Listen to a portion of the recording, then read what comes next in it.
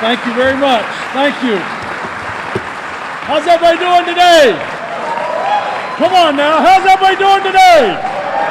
We got to wake this thing up just a little bit. We got to wake this thing up. Let me show you how easy it is to get everybody on the same page. Since we've been hired in the last 4 weeks, having to put together a staff, put together a recruiting class, get to know our football team, begin winter workouts, everything we've had to do, I'm going to show you how easy it is to get everybody on the same page. So I want everybody to take your hands and put them 6 inches apart.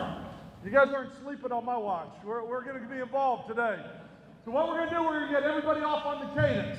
I'm going to say ready, set, hit. When I say hit, everybody clap your hands, okay? Ought to be one clap. Pretty easy. Here we go. Ready, set, hit. There you go. Not bad. Not bad. Got to be one clap. Here we go. Get them back out there. Okay? One clap. You say ready, set, hit, not hut. Hut is what Gilligan lived in on an island. Hit is what we're about to do to our opponent. Okay? So here we go. One more time. Ready, set, hit. There you go. Good. Now, here we go. Get them back out there. Here we go. Now we're going on 2. Now we're going on 2. Here we go. Ready, set, hit, hit. Okay. Bad coaching, okay? 2 is the second hit, okay? 2 is the second hit. Here we go. Get it back out there. Ready, set, hit, hit.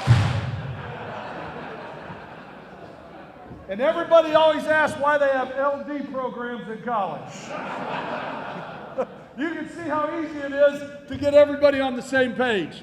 Well, you know what? I have truly been blessed, and it is an honor for me to stand here before you, and there's so many people I need to thank. There's no way I can mention them all. There's an expression that says, if you ever see a turtle on top of a fence post, he didn't get there without help.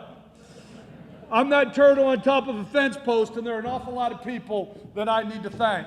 I mean, I'm going to introduce the coaches here in just a second, but to the president, to the athletic director, to Chalice Capital, to so many people that have been just instrumental in this transition, I cannot say thank you enough.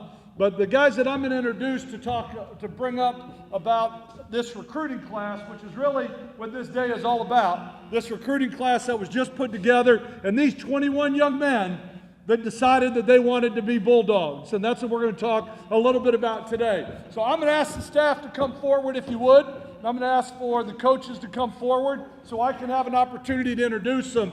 Let me just say, in one of the first things that you have to do when we first got here is balancing recruiting and putting together a football staff.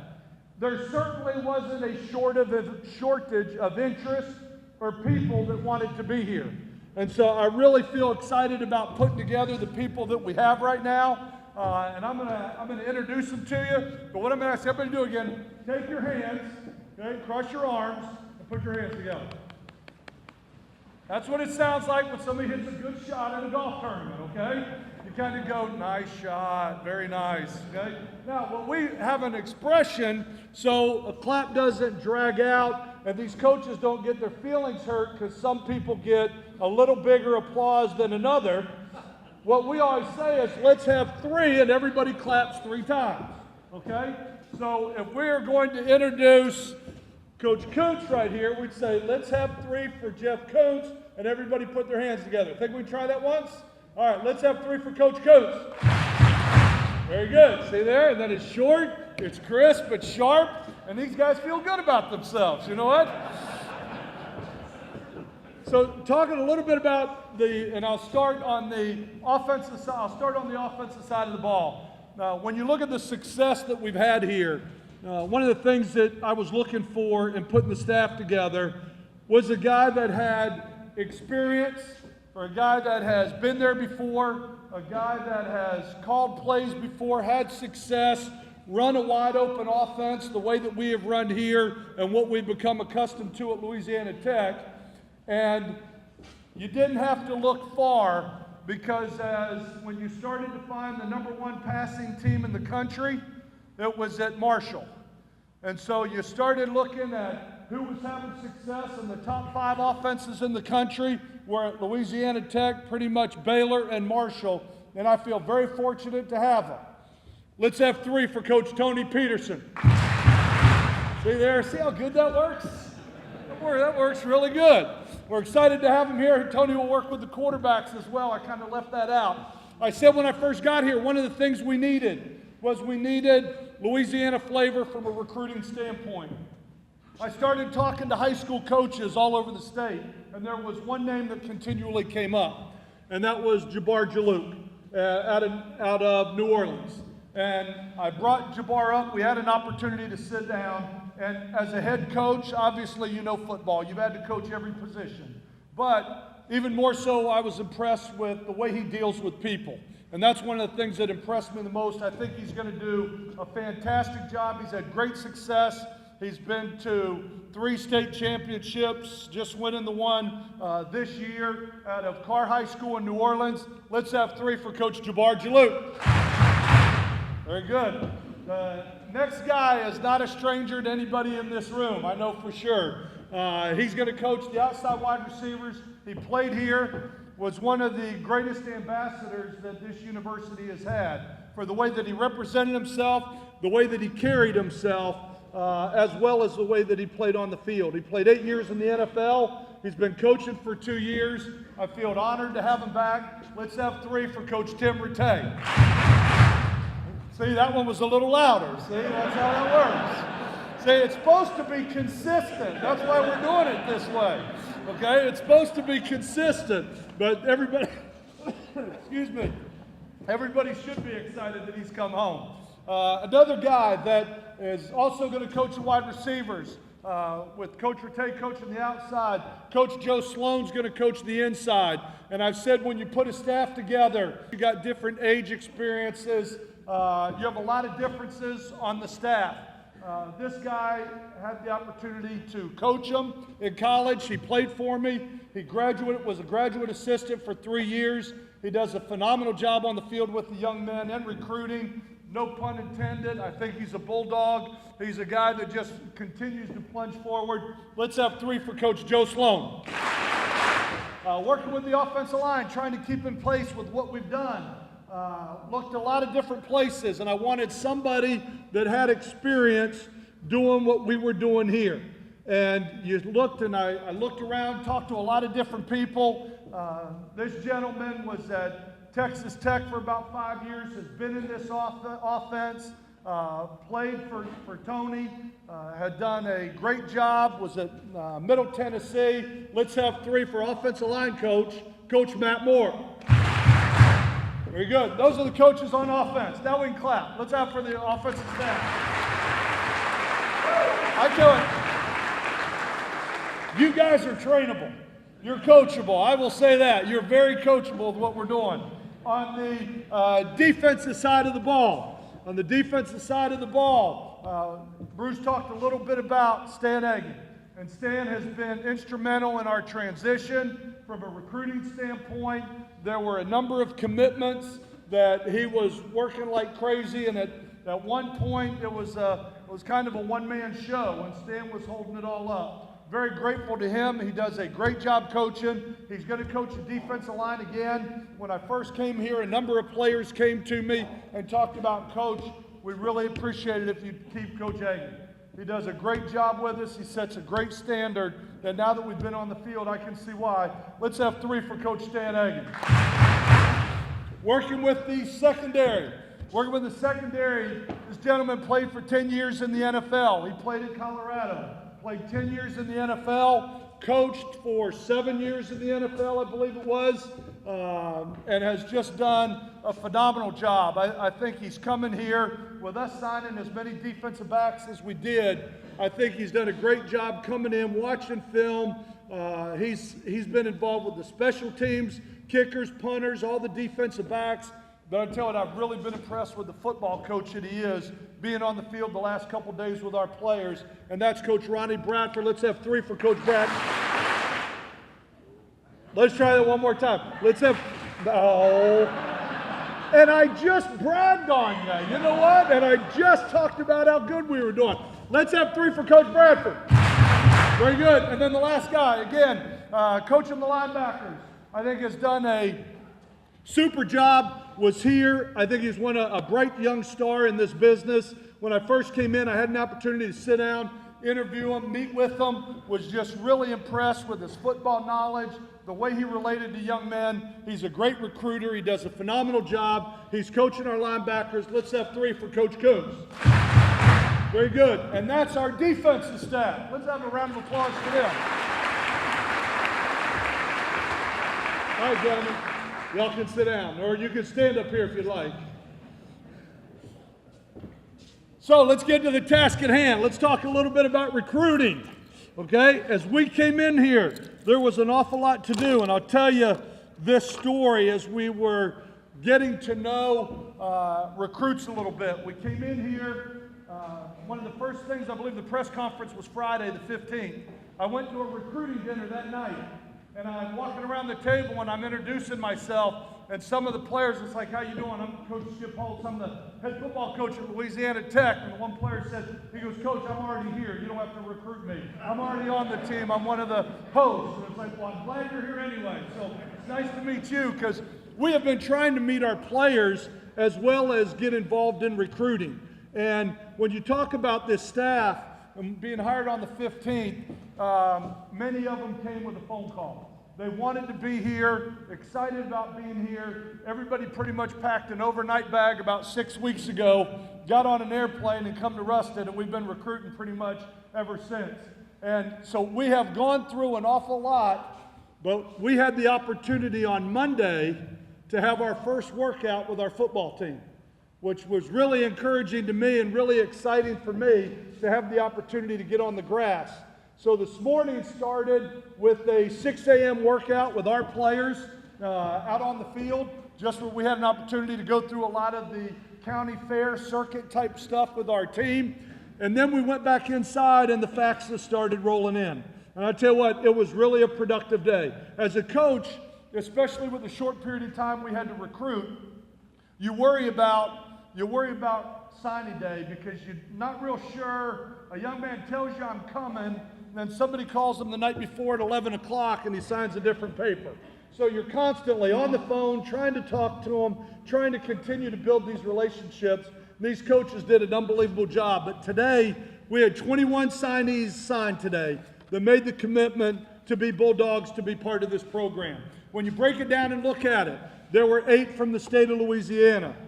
There were 7 from the state of Texas. There were 2 from Mississippi, 2 from Alabama, and 2 for Georgia when you look overall at the 21 young men that just signed here. Out of the 21, there was 10 on the defensive side of the ball. There was 9 on the offensive side of the ball, and there was 2 specialists. And we were over here having dinner, or having lunch, and somebody said, how are you going to replace your punter? And I don't know the real answer to that, other than to tell Tony Peterson we don't plan on punting this year. So that was the decision that we made, rather than going to sign a punter, that we just weren't going to punt anymore. We were either going to make it or go for it on 4th down. So a little more pressure on Coach Peterson from that standpoint. But when you look at the overall, when you look at those numbers, on the offensive side of the ball, the biggest need we had was on the offensive line and wide receiver. That was the biggest need coming in. And when you look on offense, and you had your top 2 receivers graduate, you had your quarterback graduate, you had 4 offensive linemen graduate, you watched a lot of really good players walk out the door. That's why one of the things that we said was we've got to sign receivers and offensive line. And we signed 5 wide receivers in this class, and we signed 4 offensive linemen in this class, which I'm really excited about. And then over on the defensive side of the ball, it was a little more balanced. We lost a lot in the secondary. Obviously, we lost some linebackers during the season with injury and then to graduation. But we signed 4 in the defensive backfield, 3 at the linebacker, and then 3 on the defensive line with what we signed. Really excited about it. When you look at what we signed, I believe there were 3 young men from the Shreveport area. How many people were here from Shreveport? Well, we got a good number that made that trip. We signed, we have talked about really trying to make this I-20 corridor home. You know, you look at it, this is where we really got to dig our heels in. And this is where year in and year out, our home base has to come from, and that's this I-20 corridor. When you look over in the Shreveport area, Trent Taylor, the wide receiver, explosive, tough, hard-nosed, can run, does an outstanding job. You look at a defensive end in Hakeem Gray, who does an outstanding job. He's got great size. I think he's going to grow into a tackle. He's about 265 pounds right now as a defensive end. He's about 6'3", really like him. I think he's got a chance. And then we signed a young man named D'Angelo Brooks, which was a defensive tackle from over in Shreveport that came to us as a junior college. I see everybody flipping the pages. Is it easier if I go name by name? Do you want me to go name by name? No. So I was just going to talk a little bit about this I-20 corridor, and then what I want to do is I want to get some questions from y'all, because this is not about me just standing up here talking, and you're going to find that if you'd let me, I'll talk for the rest of the day. Because when I go home, I don't get a word in. So this is the only time I get an opportunity to talk, because with a wife and a daughter, I just got to go home and listen. Yes, ma'am. Yes, ma'am. I agree with you 100%. Yes, ma'am. So this is my opportunity to talk. And then I'll tell you a young man that I am really excited about, a young man over in Monroe, a young man named Xavier Woods from West Monroe High School, who I really think has a chance to be a dynamic player. I think he's a fantastic young man. The recruiting battles came down to some very high-profile schools. He's a great student. He's a 3.7 student. I think he scored 30 on the ACT. I don't know. There's probably privacy laws that don't let me give all this information out, but I'm giving it anyway. And that was free. That was free, that information right there. But I really think as a defensive back, Xavier Woods has a chance to really be a special player for us. But when you look overall at this class, I think there were three things that we were looking for. We wanted, obviously, athletic ability and guys that we felt could make a difference on the field. The second thing that we were looking for is we were looking for students that could come here and graduate from Louisiana Tech, because I think it's more than just playing football. I think it's getting young men that are going to not only represent this program the right way on the field, but they're going to represent this program the right way in the classroom, and they're going to represent this program the right way off the field from a social standpoint. And like I said, I really feel strong about the class that we just put together and what we were able to do. You know, when you start talking about recruiting, you start talking about one of the things you're really looking for is a positive attitude. I'll tell you this story real quick. I think attitude is key. And I learned a lot about this lesson one day when I went to go play golf. A number of years ago, when I had first gotten hired at another job, and I went out to go play in a golf tournament. I didn't want to be there. It was rainy, it was cold, it was wet. I went out there, I really had a bad attitude. It was like, you know what, I got things to do, I got to play golf. What am I doing here? You know what, I'll go play golf, I'll go back to the office and get some things done. I went out there, got on the first tee, I hit my tee shot, put my club in the bag. I'm sure I hit it in the woods. Went back and sat back, and there was a young man named Drew Steele, a Down syndrome child who was about 18 years old, who got up on the first tee box and he grabbed the club and his arms were about this far apart. And he got up and all of a sudden he just started whacking away at this golf ball. And I mean literally just destroying the tee box. And he is hitting it and swinging, and he finally hits the ball and it dribbles off the end of the tee. And he runs around the whole tee box, slapping everybody, high fives, grin ear to ear, the biggest smile on his face. We'd get to the green, we'd put the ball this far away from the hole, and it was like, Drew, your turn to hit it in. And he would get up there and he'd knock it off the green. And then he'd flip his putter like a pony and he'd ride it. And he'd ride it all over the green. And I sat there and I went out there with this awful attitude of not wanting to be there. And I played 18 holes with Drew Steele, a Down syndrome young man, and I was so impressed, I was almost embarrassed with the attitude that I had. Because here I have so much to be grateful for and so much to be thankful for and so many gifts that we've been given, and yet I'm the one walking around moping, groaning, and complaining with a bad attitude. And here's Drew Steele, who has every reason to moan, groan, and complain, and he's the most positive guy on the golf course.